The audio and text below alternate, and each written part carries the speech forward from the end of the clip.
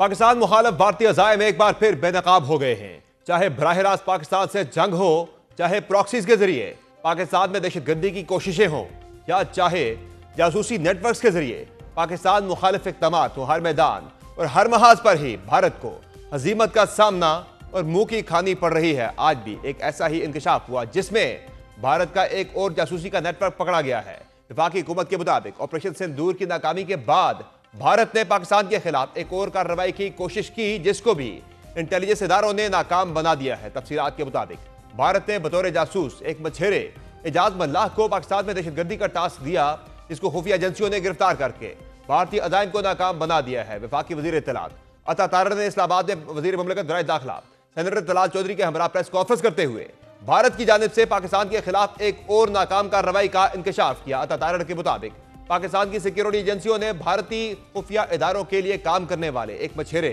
एजाज मल्लाह को गिरफ्तार कर लिया, जो भारतीय कोस्ट गार्ड के हाथों हिरासत में लेने के बाद जासूसी के लिए तैयार हुआ था। वजीर इत्तलात अता तारर के मुताबिक तहकीकात में इंकशाफ हुआ है कि भारतीय खुफिया एजेंसी ने मछेरे को माली लालच और दबाव के जरिए इस्तेमाल किया, जबकि एजाज मल्लाह ने गिरफ्तारी के बाद जुर्म का एतराफ कर लिया। उन्होंने कहा कि भारत मार्का हक में पाकिस्तान की फतह और सिफारती कामयाबियों से परेशान है, जिसके बायस भारत ने मिस इन्फॉर्मेशन और डिसइन्फॉर्मेशन मुहिम शुरू की है।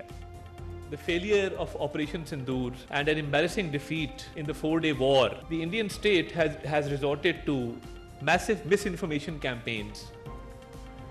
And because they could not prove their mettle in the battlefield, this common fisherman by the name of Ejaz Mallah was eventually released by the Indian Intelligence Agency and was sent to Pakistan on a task to procure certain things for the Indian Intelligence Agency, which included uniforms of Pakistan Navy, uniforms of Pakistan Army, and uniforms of Sindh Rangers. Besides that, he was tasked to procure these uniforms with certain name tags and certain fitting and measurements, because this was part of a bigger plan of the Indian Intelligence Agency to launch a propaganda warfare against Pakistan. वफाकी वज़ीर ने अपनी press conference में गिरफ्तार मछेरे एजाज मल्लाह का इतराफी बयान भी सुनाया, जिसने तमाम शुकूक दूर कर दिए, जिसमें उसने तस्लीम किया कि भारतीय हुक्काम ने उसे जेल के खौफ और पैसे के लालच में पाकिस्तान के अंदर जासूसी मिशन पर रवाना किया। इस मौका पर वजीर मुमलिकत तलाल चौधरी का कहना था कि पहले भारत का ऑपरेशन सिंदूर बेनकाब हुआ और अब प्रोपेगेंडा ऑपरेशन भी बुरी तरह एक्सपोज हो गया है। पाकिस्तानी सरजमीन किसी के खिलाफ इस्तेमाल होती है और ना ही किसी और की सरजमीन पाकिस्तान के खिलाफ इस्तेमाल हो पाएगी, क्योंकि पाकिस्तान हर जगह मुकाबला करेगा और भारत को एक्सपोज करेगा। पहले ये था ऑपरेशन, अब ये है प्रोपेगेंडा ऑपरेशन, जिसको किसी ना किसी तरह लॉन्च किया जाता है। ये प्रोपेगेंडा ऑपरेशन जो है ये भी बुरी तरह एक्सपोज हुआ है। हमारी सॉइल, हमारी ज़मीन किसी के अगेंस्ट इस्तेमाल नहीं होती, ये हम जिम्मेदारी से कह सकते हैं। और हम ये भी नहीं चाहते कि किसी की ज़मीन या प्रोपेगेंडा हमारे ख़िलाफ़ इस्तेमाल हो, प्रॉक्सीज की सूरत में हो, कलबोशन की सूरत में हो, या हमारी सॉवरेनिटी पर हमले के लिए आप जहाज़ भेजें या ऐसी हरकतें करें। हम हर जगह पे मुकाबला करेंगे और आपको एक्सपोज करते रहेंगे। वजीर मुमलिकत ने एजाज मल्लाह और भारतीय हैंडलर के दरमियान होने वाली टेलीफोनिक गुफ्तगू भी सुनवाई, जिसमें उसको दी जाने वाली हिदायत बेनकाब हो रही हैं। दिफाई माहिरीन के मुताबिक हालिया दिनों में भारत ने वाज़ेह तौर पर नाम निहाद समंदरी बालादस्ती का इंदिया दिया। वज़ीर आज़म नरेंद्र मोदी ने INS विक्रांत पर भारतीय बहरिया के किरदार को सराहते हुए उसे बहरे हिंद का महाफिज करार दिया, जिसके बाद भारतीय नेवल चीफ ने इस पॉलिसी को अमली शक्ल देते हुए कहा कि अगर जरूरत पड़ी तो इस मर्तबा आगाज बहरिया करेगी। इसके बाद भारतीय वजीर दिफा राजनाथ सिंह के सरक्रीक से मुतालिक बयानात और ऑपरेशन सिंदूर की तारीफ ने जमीनी और साहिली तनाज़ात को एक वसीतर अस्करी नजरिए से जोड़ दिया है।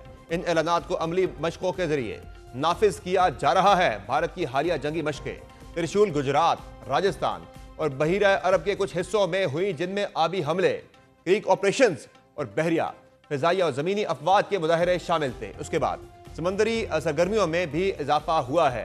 नोटम्स, बड़ी आबी मशकें और ऑपरेशन सिंदूर के बाद दर्जनों जंगी जहाजों और तैयारों की तैनाती से यह जाहिर होता है कि यह मशकें महज नुमाइशी नहीं बल्कि मुकम्मल जंगी तैयारी के मुजाहरे हैं। इसी पस मंजर में भारत की जानिब से एक जबरदस्ती भर्ती किए गए जासूस मछेरे एजाज मल्लाह की गिरफ्तारी और इंकशाफ इंतहाई अहमियत का हामिल है, जिसे भारतीय खुफिया एजेंसी रॉ ने पाक बहरिया, रेंजर्स और कोस्ट गार्ड्स की वर्दियां, बैजेस, सिम कार्ड्स और करेंसी हासिल करने का टास्क दिया था। यह एक वाज़ेह मिसाल है कि भारत किस तरह जाली या फास्ट एट्रीब्यूशन के लिए अमली इंतजाम कर रहा था। दिफाई माहिरीन के मुताबिक इन तमाम शवाहिद को यकजा किया जाए, यानी भारतीय क़यादत के बयानात, त्रिशूल जंगी मशकें और पाकिस्तानी वर्दियों की खरीदारी, तो ये एक वाज़ेह बहरी फास्ट फ्लैग फार्मूला बनता है। दिफाई माहिरीन के मुताबिक फौरी खतरा यह है कि भारतीय मनसूबा साज किसी फास्ट फ्लैग कार्रवाई के जरिए पाकिस्तानी वर्दियों या कश्तियों का इस्तेमाल करते हुए एक ऐसा हमला दिखा सकते हैं जिसे चंद घंटों में पाकिस्तानी अनासर से मंसूब कर दिया जाए,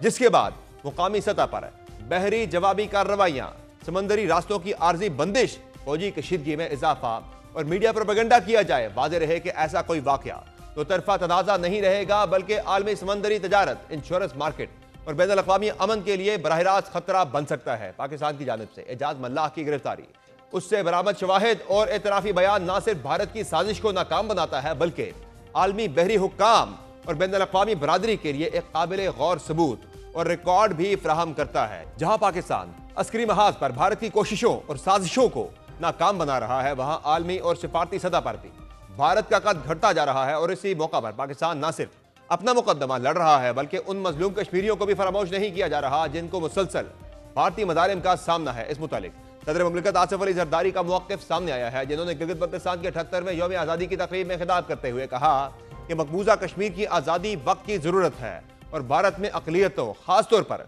मुसलमानों पर होने वाले मजालिम आलमी बरादरी के लिए लम्हा फ़िक्रिया है।